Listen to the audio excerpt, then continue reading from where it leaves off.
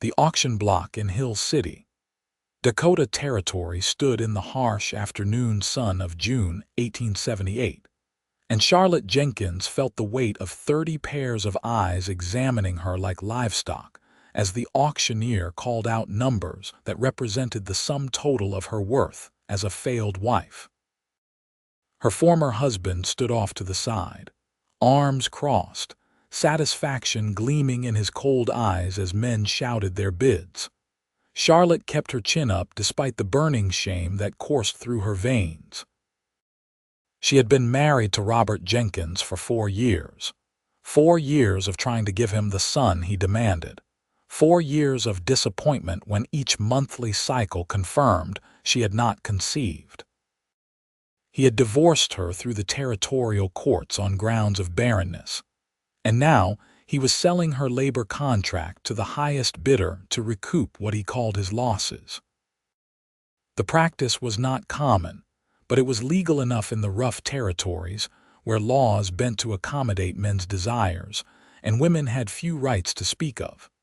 Charlotte wore her best dress, though it was faded and patched at the elbows. Her dark blonde hair was pinned neatly beneath her bonnet, and her gray eyes stared straight ahead, refusing to show the fear that gripped her heart. $50, called a grizzled rancher she recognized from the general store. 60, countered a saloon owner whose reputation made Charlotte's stomach turn. 75, came a new voice, deep and steady, cutting through the crowd like a knife through butter. Charlotte's eyes found the speaker. He was tall, well over 6 feet, with broad shoulders that filled out his worn work shirt. His hat was pushed back enough to reveal dark brown hair, and a face weathered by sun and wind but young enough that she guessed him to be in his late 20s. His jaw was set with determination, and when his hazel eyes met hers for a brief moment, she saw something unexpected there. Not hunger or cruelty, but something that looked almost like sympathy. 80, the saloon owner countered, his yellow teeth showing in a grin. The tall cowboy did not hesitate. $100. A murmur went through the crowd. That was a significant sum, more than most men would pay for a 5-year labor contract, especially for a woman marked as barren. The auctioneer looked around hopefully for another bid, but the saloon owner had backed down, shaking his head and muttering under his breath. Sold to Henry Walker for $100. Sir, please come settle your account. Charlotte watched as the cowboy stepped forward, counting out bills from a worn leather wallet. Her fate had just changed hands as easily as buying a horse or a plow. She fought down the bile rising in her throat and straightened her spine. She had survived 4 years of Robert's anger and disappointment. She would survive this too. Henry Walker signed the papers with a steady hand, tucked the contract into his vest pocket, and finally turned to face her fully. Up close, she could see the faint scar above his left eyebrow and the calluses on his hands that spoke of hard work. He was clean-shaven, which surprised her, as most cowboys wore at least a mustache. "Madam," he said quietly, tipping his hat, "my wagon is just over there." "Do you have belongings to collect?" His courtesy caught her off guard. "A small trunk at the boarding house, but I have no money to settle my account there." "I will handle it." He gestured for her to walk ahead of him, which she did, acutely aware of the stairs following them down the dusty main street of Hill City. The boarding house keeper, Mrs. Patterson, was a pinched woman who looked down her nose at Charlotte as they entered. "Come to collect your things. About time." "You owe me for 3 nights." "I will pay the lady's debt," Henry said, his voice even but firm. "And I will thank you to show her respect." Mrs. Patterson's eyes widened slightly at his tone, but she took his money quickly enough and disappeared to fetch Charlotte's trunk. It was a small thing, battered and tied with rope to keep it closed. Everything Charlotte owned in the world fit inside it. Henry lifted it easily and carried it out to his wagon, a sturdy farm wagon pulled by two good horses. He secured the trunk in the back, and then offered Charlotte his hand to help her up onto the seat. She took it, feeling the rough warmth of his palm against hers, and climbed up, arranging her skirts as modestly as possible. He climbed up beside her and took the reins, clicking his tongue to set the horses moving. They rolled out of Hill City heading west, and Charlotte finally allowed herself to speak. "Where are we going?" "My ranch. It is about 12 miles out. We will be there before dark." "And what exactly do you expect of me, Mr. Walker?" He glanced at her, those hazel eyes serious. "I need someone to help run the house, cook meals, tend the garden, do the washing and mending. I have 3 hired hands who live in the bunkhouse, so you will be cooking for 4 men total. It is hard work, but I am not an unreasonable man." Charlotte waited, but he said nothing more. Finally, she asked the question that burned in her mind. "Why did you pay so much for my contract?" Henry was silent for a long moment, his eyes on the road ahead. The afternoon sun cast long shadows across the rolling prairie, and the only sounds were the creak of the wagon wheels and the steady clop of hooves. "I needed help at the ranch," he said finally, "and I did not like the look of the other bidders." It was not a complete answer, but Charlotte sensed he would say no more on the subject for now. She studied his profile, trying to understand this man who had just purchased 5 years of her life. He had an honest face, she decided, with strong features and a mouth that looked like it smiled more easily than it frowned, though he was not smiling now. They rode in silence for a while, the land stretching out around them in waves of golden grass dotted with wildflowers. The Black Hills rose dark and mysterious in the distance. Despite her circumstances, Charlotte could not help but notice the beauty of the country. "The contract," she said carefully, "states that you purchased my labor for 5 years in exchange for room, board, and clothing. Is that your understanding as well?" "It is. And at the end of 5 years I will be free to go where I please." "You will, though I hope by then you might choose to stay." He said it matter-of-factly without looking at her. "Why would I choose to stay?" Now he did glance at her, and there was something unreadable in his expression. "A lot can change in 5 years, Miss Jenkins." "Mrs." she corrected automatically, then felt foolish. "Though I suppose that hardly matters now." "It matters," Henry said quietly. "Your former husband was a fool." Charlotte felt heat rise to her cheeks, though whether from shame or anger or something else entirely, she could not say. "You do not know anything about it. I know that no woman deserves to be sold like property because she could not bear children. I know that a man who would do such a thing is not worthy of the title of husband. And I know that whatever happens, you will be treated with respect under my roof." The conviction in his voice surprised her. Charlotte turned away, blinking back sudden tears. She had not expected kindness. She had steeled herself for cruelty, or, at best, indifference. This man's simple declaration of decency threatened to crack the careful armor she had built around her heart. "Thank you," she whispered. They continued westward as the sun sank lower in the sky. Henry pointed out landmarks, explaining the lay of the land in his quiet, steady way. He showed her where his property began, marked by fence posts he had set himself. The ranch, he explained, was 200 acres of good grassland with a creek running through it. He raised cattle and horses, and he had been working the land for 4 years, ever since he was 24, and had saved enough to buy the property. "You run it alone?" Charlotte asked. "I have 3 hands who help, like I said. Pete and Sam are brothers, good men, hard workers. And then there is young Jack, who is learning the trade. They are all decent fellows. I do not tolerate drinking or carousing on my land. This is a respectable operation." As they crested a small rise, Charlotte saw the ranch spread out before them in the golden evening light. The house was a solid structure of timber and stone, larger than she had expected, with a wide porch across the front. A barn stood nearby, well maintained, and beyond it was a bunkhouse and several corrals. Everything looked neat and well cared for, which spoke well of Henry Walker's character. He drove the wagon up to the house and set the brake. "Let me show you inside before it gets dark." He jumped down and came around to help her, his hands steady at her waist as he lifted her down. For a moment they stood close together, and Charlotte caught the scent of sun-warmed cotton and leather and something else, clean and masculine. Her heart gave an unexpected flutter which she firmly ignored. This man had purchased her labor contract. He was her employer, nothing more.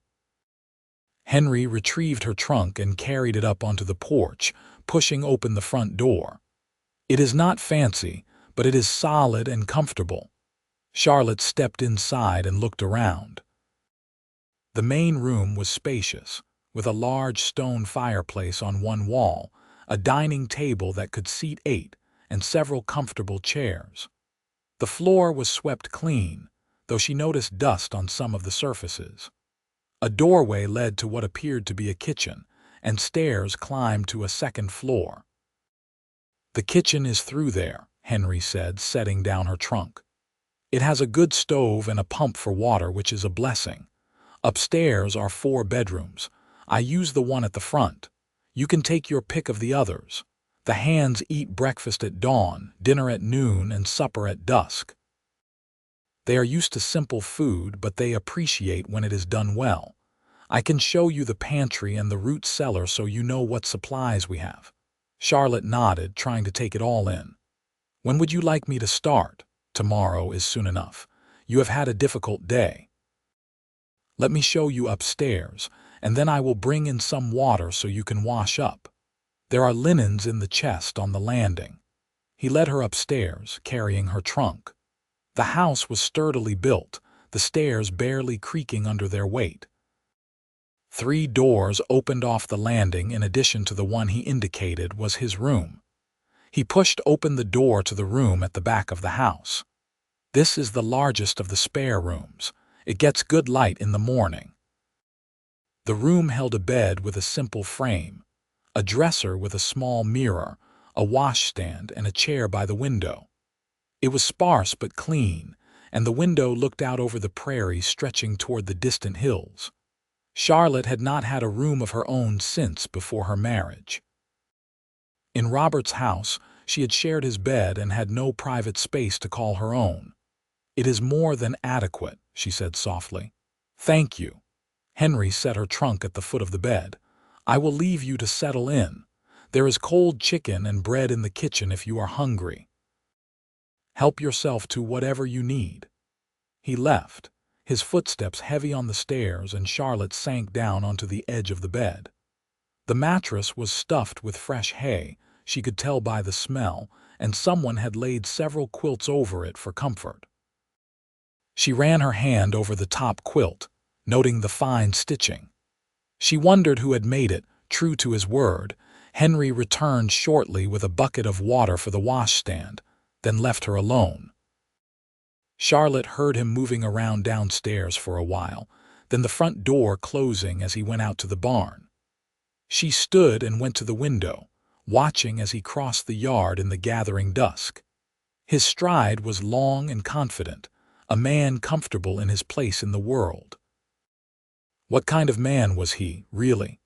Why had he paid so much for her contract? The questions circled in her mind, but she had no answers yet. Only time would reveal his true character and his real intentions.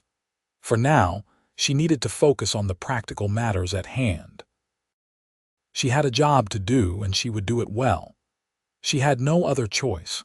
Charlotte washed her face and hands, pinned up her hair more securely, and went downstairs to explore the kitchen.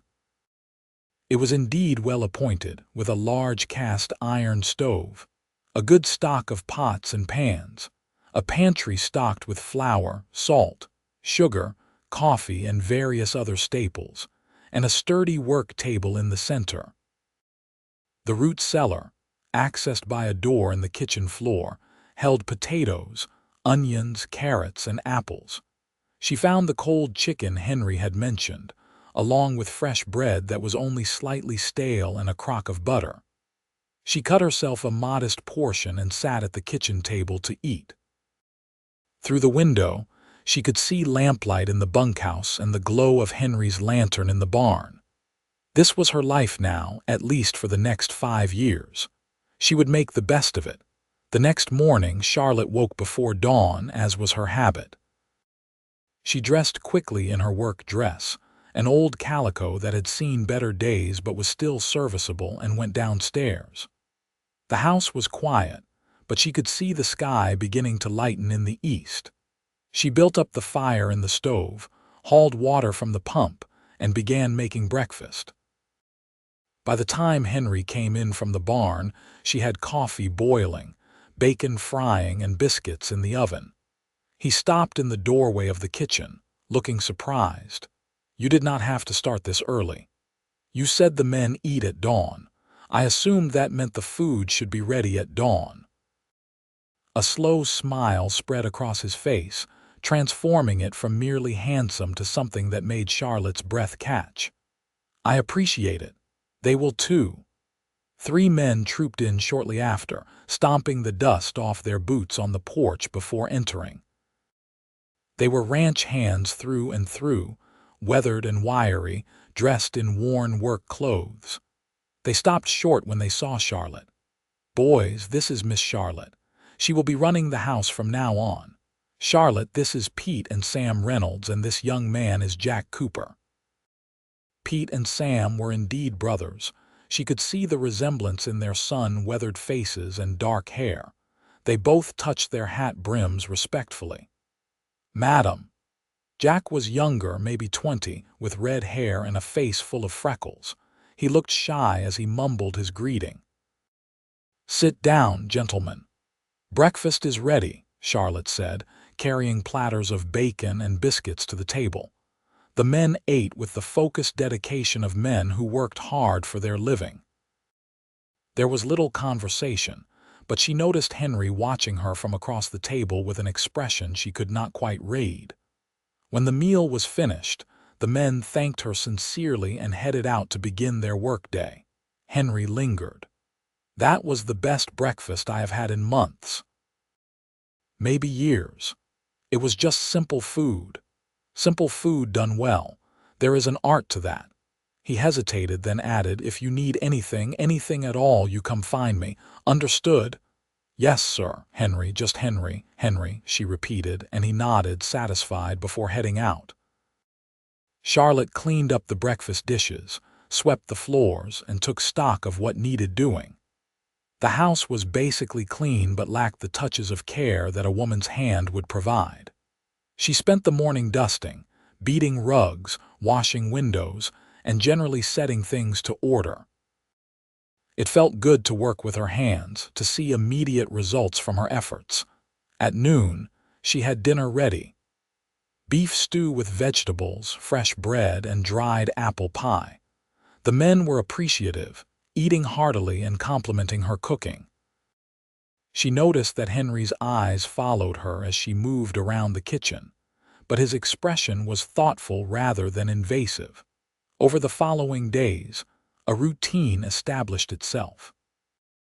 Charlotte rose early, made breakfast, cleaned the house, prepared dinner, tended the garden, did the washing, prepared supper, and fell into bed exhausted each night. It was hard work, but she had expected that. What she had not expected was the strange peace that settled over her. Henry was true to his word about being a fair employer. He never raised his voice, never made unreasonable demands, and always thanked her for her work. The ranch hands were respectful, treating her with a deference that gradually helped heal the wounds Robert had inflicted on her dignity. She also noticed things about Henry that intrigued her despite her determination to remain emotionally detached. He was the first one up in the morning and the last to bed at night. He worked alongside his men rather than standing back and giving orders.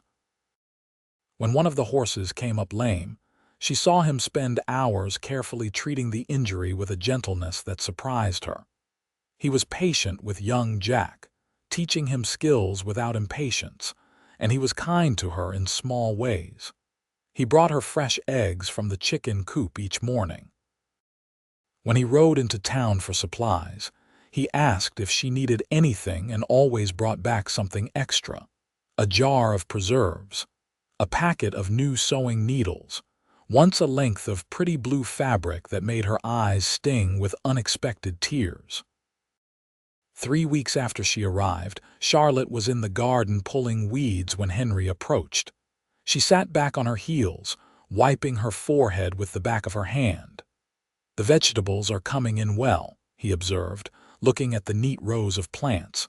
"You have a talent for growing things." "I like working with the earth. It is honest work." He nodded slowly. "Charlotte, can I ask you something personal?" Her heart skipped. "You can ask. I may not answer." "Fair enough. Your husband, your former husband, what made him believe you could not bear children?" The question hit her like a physical blow. She looked away, fingers digging into the soil. "We were married 4 years. I never conceived. He consulted a doctor who examined me and said I appeared healthy, so the doctor concluded I must be barren. Robert decided I was worthless as a wife and sought a divorce. The territorial judge granted it. Did anyone examine your husband?" Charlotte looked up sharply. "What? Did anyone examine Robert to determine if perhaps the failing was his, not yours?" The question had never occurred to her, and clearly it had never occurred to Robert or the doctor either. She stared at Henry, and something shifted inside her chest. "No," she whispered. "They did not.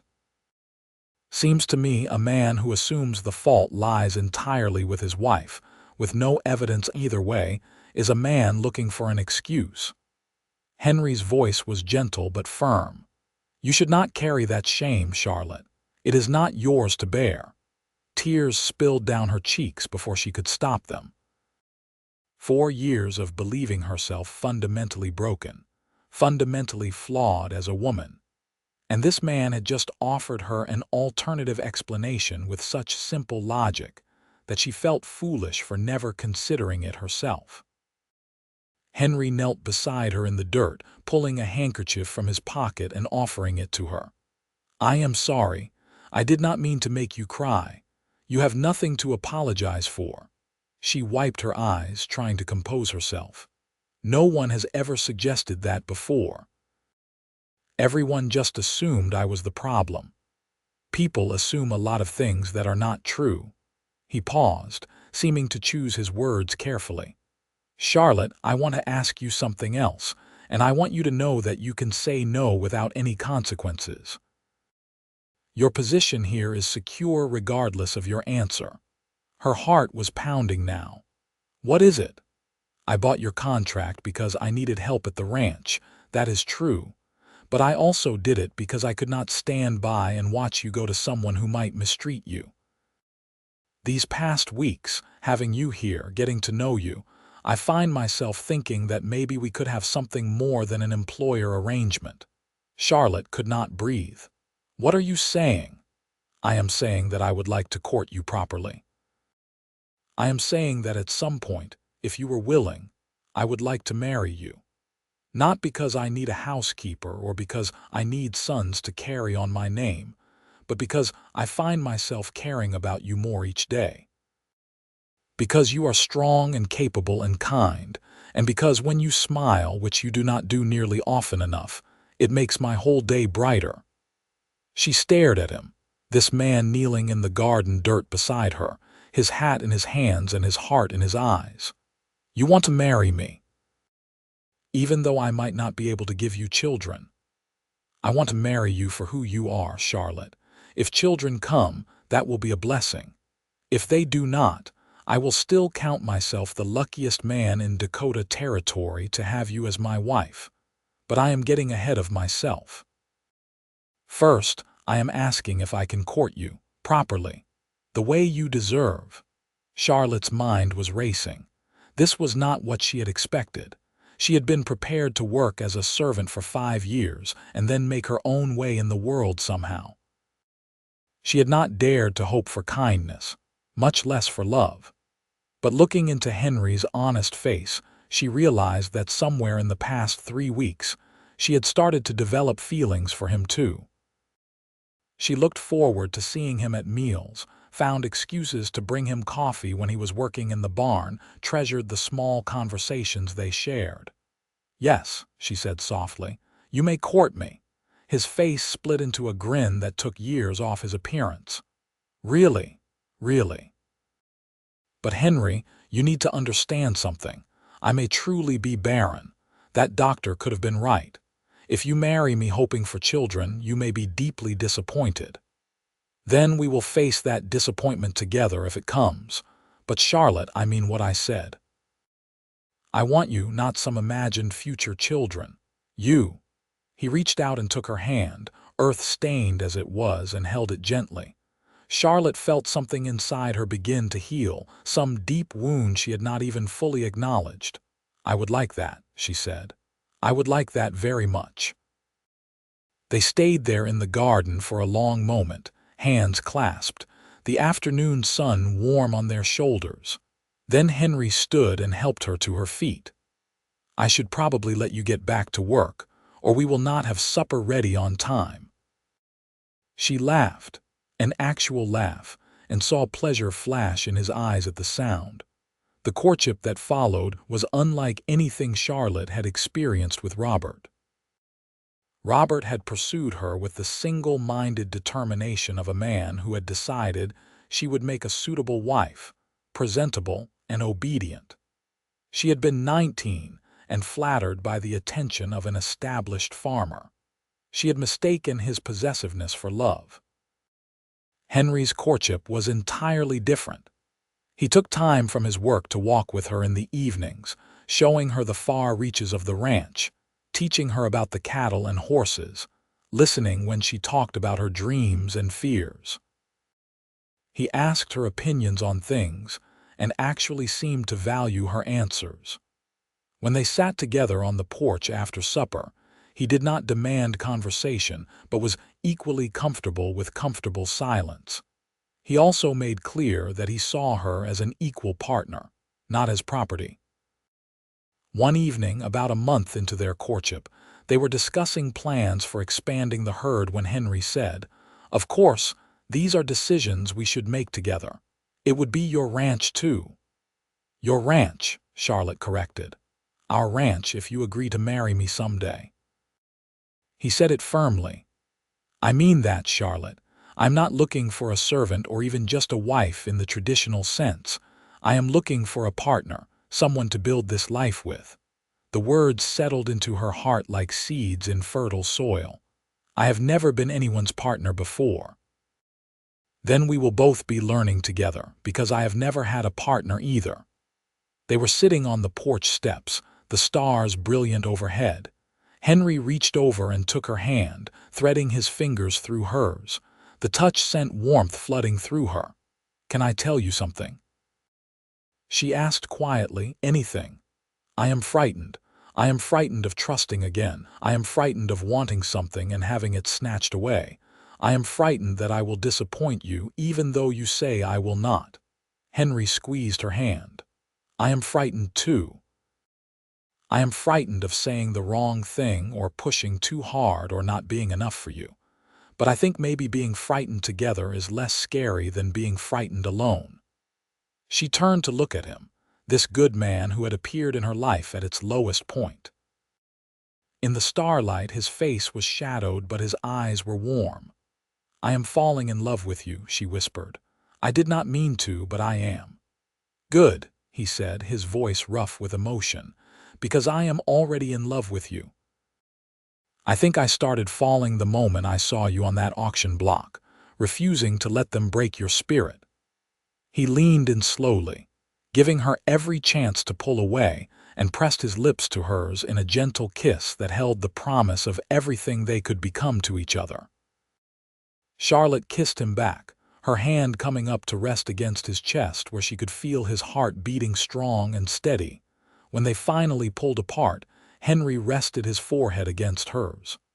"Marry me, Charlotte. Not next year or when the contract expires. Marry me soon. Life is too short to wait when we could be building our life together now." She wanted to say yes immediately, but caution held her back. "Henry, we should wait a little longer. We have only been courting a month. People will talk." "Let them talk, but I understand if you need more time."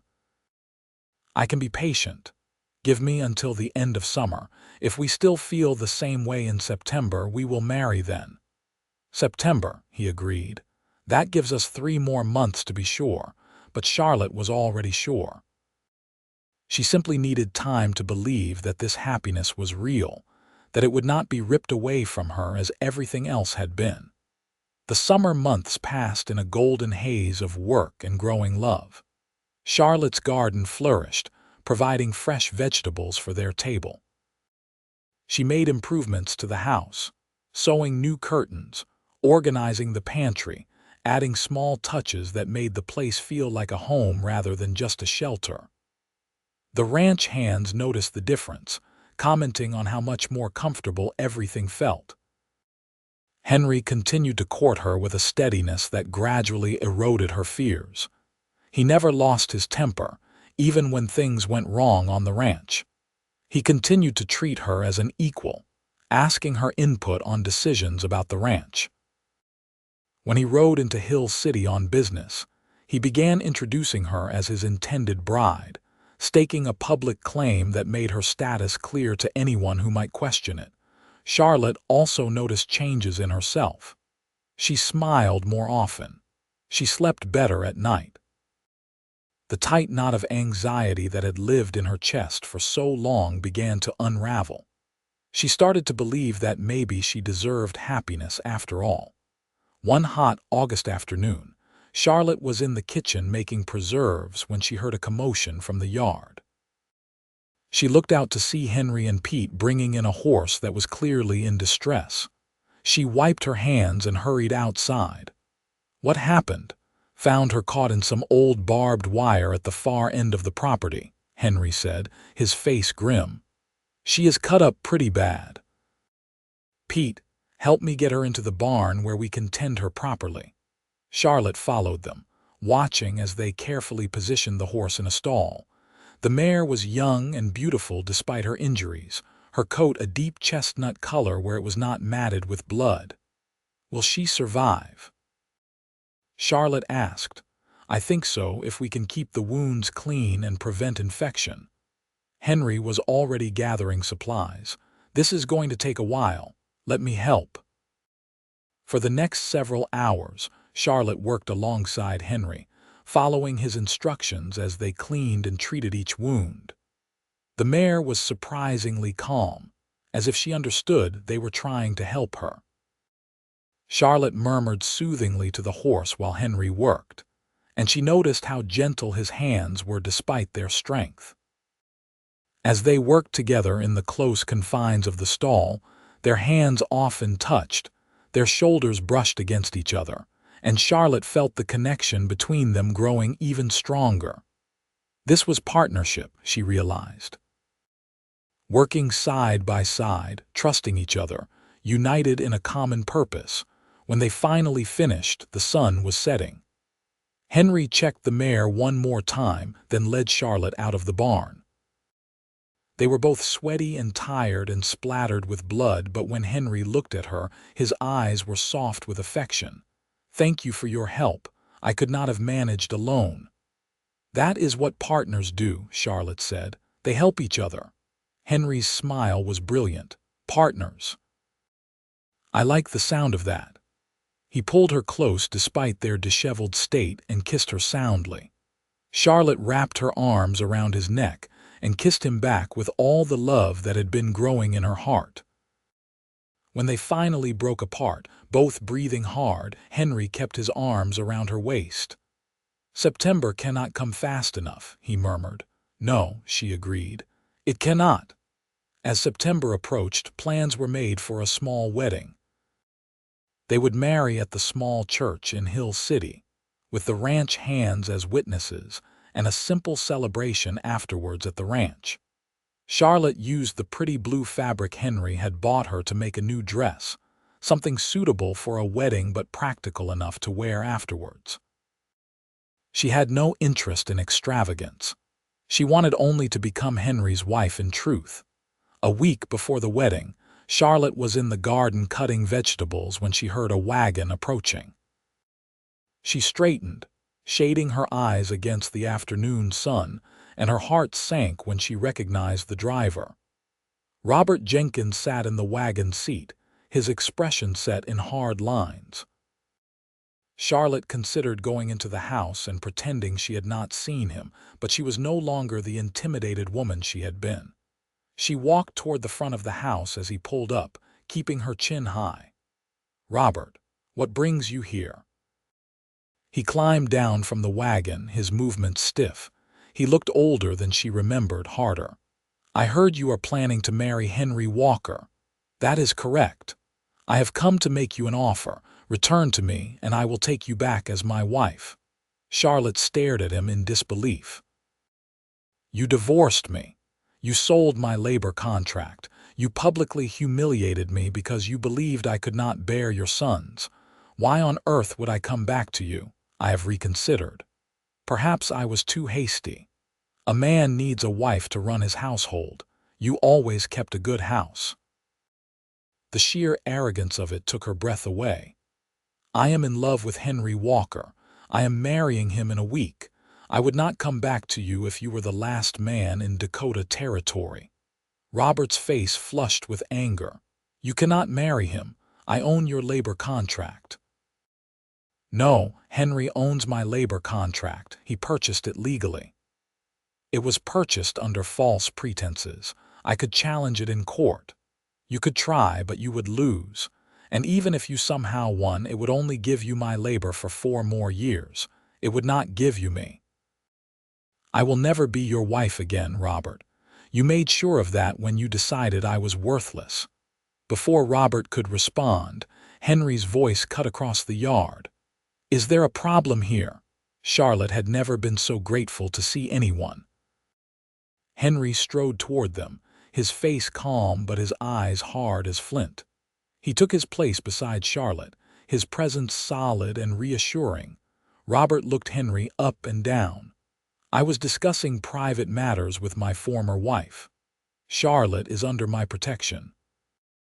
If you have something to say to her, you can say it in front of me. I was offering to take her back. She belongs with me." "She belongs to herself," Henry said flatly, "and she has chosen to be with me. I suggest you respect that choice and leave. I could cause trouble for you, Walker." "I have friends in Hill City." "So do I. And unlike you, I have a reputation for treating people with decency. Now I have asked you politely to leave my property. I will not ask again." There was steel in Henry's voice that made it clear he would back up his words with action if necessary. Robert seemed to recognize this because he backed down, climbing into his wagon with poor grace. "You will regret this, Charlotte. Mark my words." He drove off in a cloud of dust. Charlotte found she was trembling, though not with fear, with anger. How dare he come here and presume she would want him back after everything he had done? Henry's arm came around her shoulders, pulling her against his side. "Are you all right? I am furious. The arrogance of that man. He treated me like trash, and now he thinks he can just snap his fingers and I will come running back. He is a fool. And you are magnificent." She looked up at him. "You thought I was magnificent, the way you stood up to him, told him exactly how things were." "Charlotte, I have never been more proud of anyone in my life."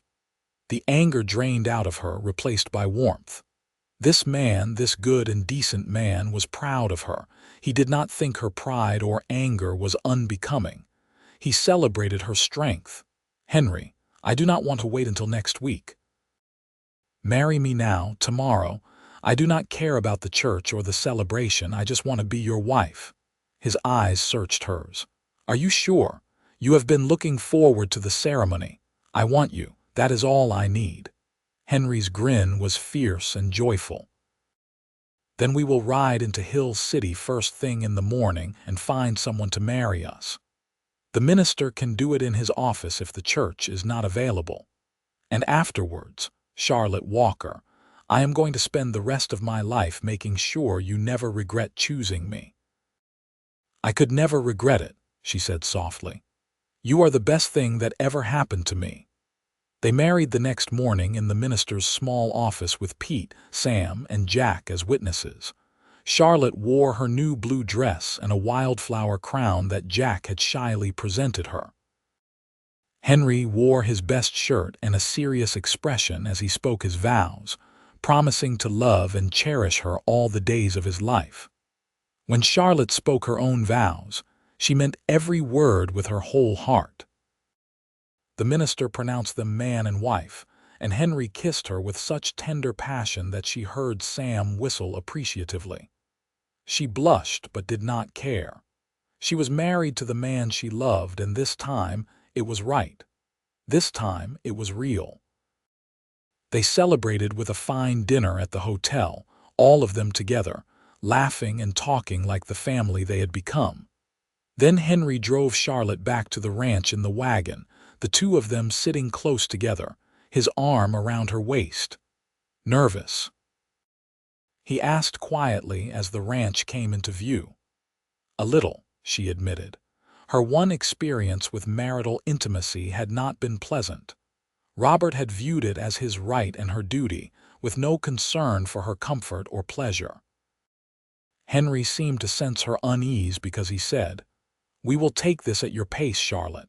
I promise. Nothing happens unless you are comfortable with it." That night, in the privacy of their bedroom, Henry was as good as his word. He was patient and gentle, taking his time to help her relax, showing her that physical intimacy could be an expression of love rather than an exercise in duty. When Charlotte finally fell asleep in his arms, she felt cherished in a way she never had before. Life as Mrs. Henry Walker was everything Charlotte had not dared to hope for. They fell into a comfortable rhythm, running the ranch together as the partners Henry had promised they would be. He consulted her on business decisions, and she found she had a good head for the practical aspects of ranching. She also discovered she had a talent for dealing with the buyers who came to look at their cattle, charming them with her straightforward manner while Henry negotiated the actual prices. The ranch hands were delighted with the marriage. Pete confided to Charlotte one day that the house had never felt like a real home until she arrived, and now that she and Henry were married, it felt like they were all part of something special. Sam agreed, and young Jack said it was nice to see the boss happy. As winter approached, they prepared the ranch for the cold months ahead. Charlotte helped with the butchering and preserving, put up vegetables from her garden, and made sure they had adequate supplies laid in. Henry and the men secured the buildings, brought the cattle down from the high pastures, and laid in hay for feed. The injured mare, whom Charlotte had named Copper for her beautiful coat, had healed completely and bonded strongly with Charlotte. Henry gave the horse to her as a wedding gift, and Charlotte learned to ride properly, something Robert had never allowed. She found she loved it, the freedom of riding across the prairie with the wind in her hair and the vast sky overhead. One evening in November, Charlotte realized her monthly courses were late. She tried not to get her hopes up, knowing the disappointment that could follow. But as days passed and then weeks, she began to suspect. She said nothing to Henry, not wanting to raise his hopes only to dash them if she was wrong. But when December came and she still had not bled, and when she began feeling queasy in the mornings, she finally allowed herself to believe. She was pregnant. Despite everything the doctor had said, despite 4 years of marriage to Robert with no conception, she was carrying Henry's child. She waited until Christmas morning to tell him. They exchanged simple gifts, a new hat she had made him, a beautiful shawl he had bought from a traveling merchant. Then Charlotte handed him a tiny pair of knitted booties she had made in secret. Henry looked at them in confusion for a moment, then his eyes flew to her face. "Charlotte, are you saying—" "I am with child. Due sometime in early summer, I think." The expression on his face was something she would treasure forever, pure joy mixed with wonder and a touch of fear. "Truly, you are certain?" "As certain as I can be without a doctor's confirmation. But Henry, all the signs are there." He set the booties down carefully and pulled her into his arms, holding her as if she were made of glass. "I cannot believe it. Charlotte, this is the best Christmas gift you could ever give me. You are not worried about me about the birth. Of course I am worried. But I am also grateful and happy and a dozen other things all at once." He pulled back to look at her face. "How are you feeling? Are you well? Do you need anything?" She laughed at his sudden onslaught of concern. "I am well. Tired and queasy in the mornings, but the older women tell me that is normal. Henry, I cannot quite believe it myself, after all those years when everyone said I was barren. I told you the failing was not yours." He placed his hand gently on her still flat stomach. "Our child. Charlotte, we are going to have a baby." "We are. Are you pleased?" "I am beyond pleased. But I meant what I said before. Even if this had never happened, I would still count myself blessed to have you. The baby is a gift, but you are the true blessing." She kissed him then, pouring all her love and gratitude into it. Against all odds, she had found true happiness with this man. The pregnancy progressed normally.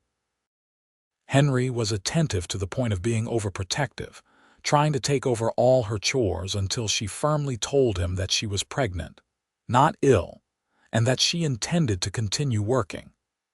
They compromised, with her doing less of the heavy lifting but maintaining her usual routines otherwise. As her belly grew and spring arrived, Charlotte found herself often pausing to rest her hand on the life growing within her, marveling at the miracle of it.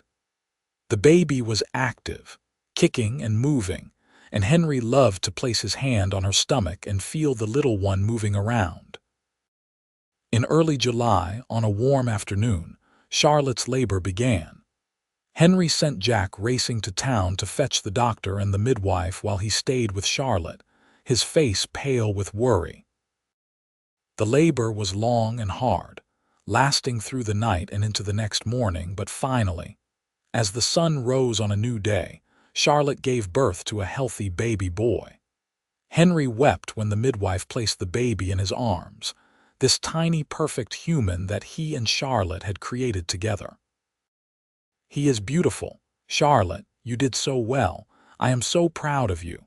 Charlotte was exhausted but exhilarated, watching her husband cradle their son with such tenderness. "What should we name him?" They had discussed names but never settled on one, wanting to see the baby first. Looking at his son's face, Henry said, "What about William? After your father," Charlotte's father had died when she was young, but she remembered him fondly as a kind man who had loved his family. "William Walker. I like that. Hello, little William." The baby squirmed in his father's arms, and Henry laughed through his tears. "Welcome to the world, son." The first year of William's life passed in a blur of sleepless nights and precious moments.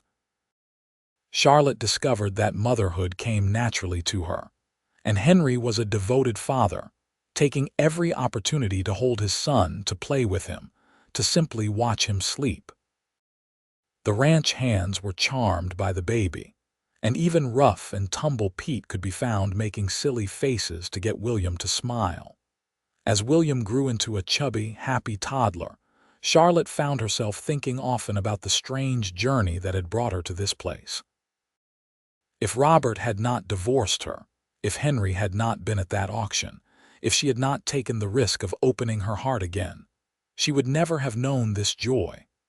One evening when William was about 18 months old, Charlotte stood on the porch watching Henry play with their son in the yard. William was toddling around on unsteady legs while Henry followed close behind, ready to catch him if he fell. The sound of William's laughter rang out clear and sweet in the twilight. Henry looked up and caught her watching. He scooped up William and carried him over to the porch, both of them grinning. "Your mother is smiling again. That is our favorite sight, is it not, William?" "Mama."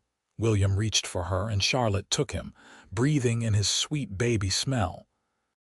"I was just thinking how lucky I am," she said softly.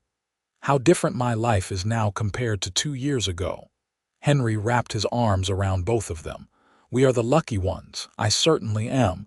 You gave me everything I never knew I needed. You saved me, Henry. You gave me back my dignity and my hope. You showed me that I deserved to be loved. You always deserved it, Charlotte. Always. And I plan to spend the rest of our lives making sure you know that." William squirmed between them, protesting being squeezed, and they both laughed. Charlotte looked out over the ranch, the land they had built together, and felt such profound contentment that her eyes stung with tears. This was home. This was family. This was the happiness she had been told she did not deserve, but which Henry had given her anyway. 2 years later, Charlotte gave birth to twin daughters, Emma and Grace, much to everyone's surprise and delight. The house rang with the sounds of children, and Henry had to add on to the house to accommodate their growing family. He did not mind in the least, joking that he wanted a house full of children, and Charlotte had given him a good start. The ranch prospered as the years passed. With Charlotte's good business sense and Henry's hard work, they expanded their holdings, bought more cattle, and became well respected in the territory. When Dakota was divided into North and South, and both achieved statehood in 1889, they celebrated with the rest of the territory, proud to be part of something historic. Charlotte maintained her garden, which had grown to impressive proportions, providing not just for their own family but surplus to sell in town. She taught the girls to sew and cook and tend the plants. Henry taught William to ride and rope and all the skills a rancher's son would need. But more importantly, they taught all their children about love and respect, about treating people with dignity regardless of their circumstances. When William was 10, he asked his mother about the scar on his father's eyebrow. Charlotte told him the story of how she had met Henry, leaving out the most painful parts but explaining that she had been in a difficult situation and his father had helped her. "So Papa was a hero?" William asked.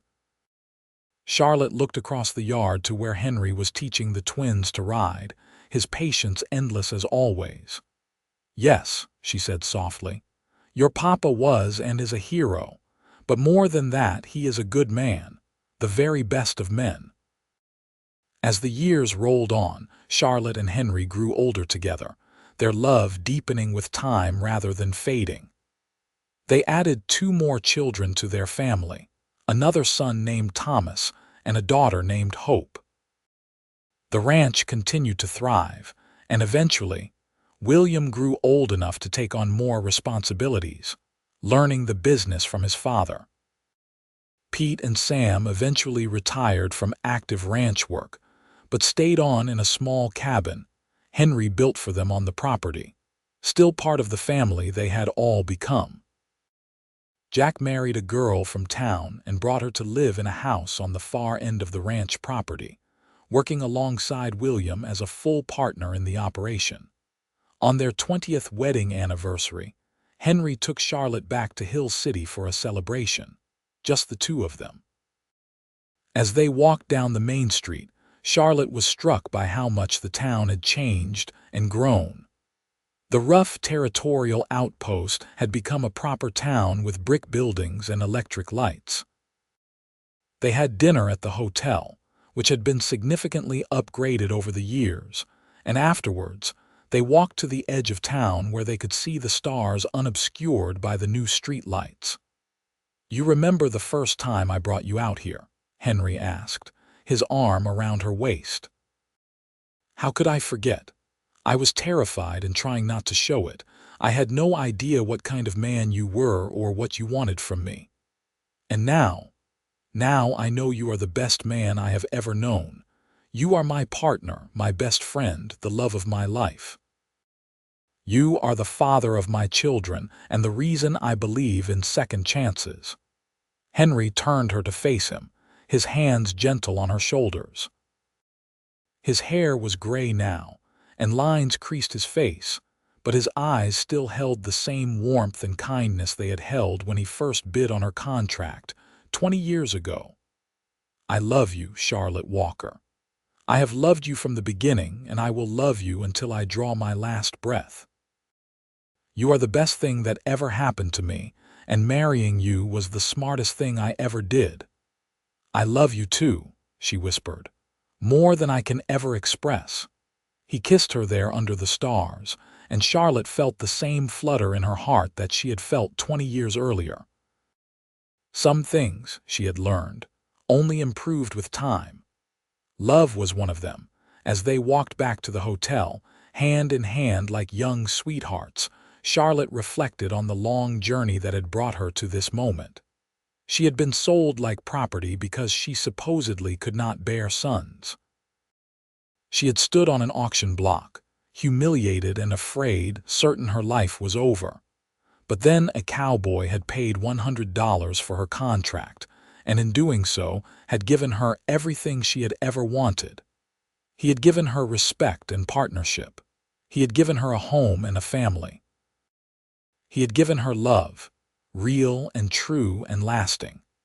Most importantly, he had given her back herself, had shown her that her worth was not determined by her ability to bear children or by any man's opinion of her.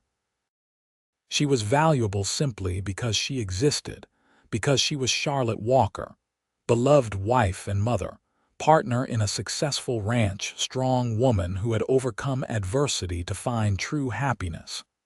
The ranch continued through the generations. William and his wife raised their children there, and some of those children stayed to continue the tradition. The land that Henry had worked so hard to build became a legacy, passed down through the family with the stories of how it all began. Charlotte lived to be 78 years old, surrounded always by family and love. When she finally passed peacefully in her sleep on a warm summer night, Henry was holding her hand, as he had held it for 56 years of marriage. He followed her just 3 months later, unable to imagine life without his beloved Charlotte. They were buried side by side on a hill overlooking the ranch, their graves marked with simple headstones that bore their names and the dates of their births and deaths. But the real memorial to their love was the thriving ranch that surrounded them, the children and grandchildren and great-grandchildren who carried on their legacy, and the story that was told and retold through the generations.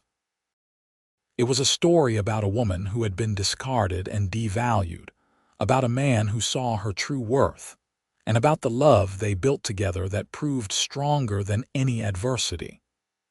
It was a story about second chances and the courage to trust again.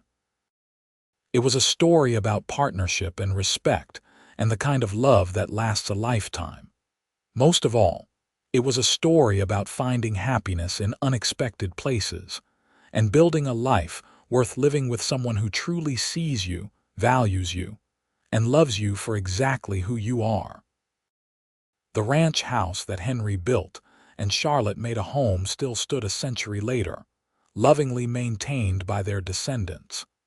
Visitors could still see Charlotte's garden, replanted and tended each year in her memory.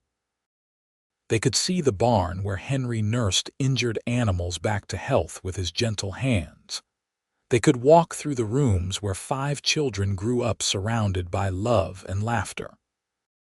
And sometimes, on quiet evenings when the wind blew soft across the prairie, people swore they could hear the echo of children's laughter, the sound of a man's deep voice, and a woman's gentle reply, as if Henry and Charlotte were still there, still together, still building their life of true happiness.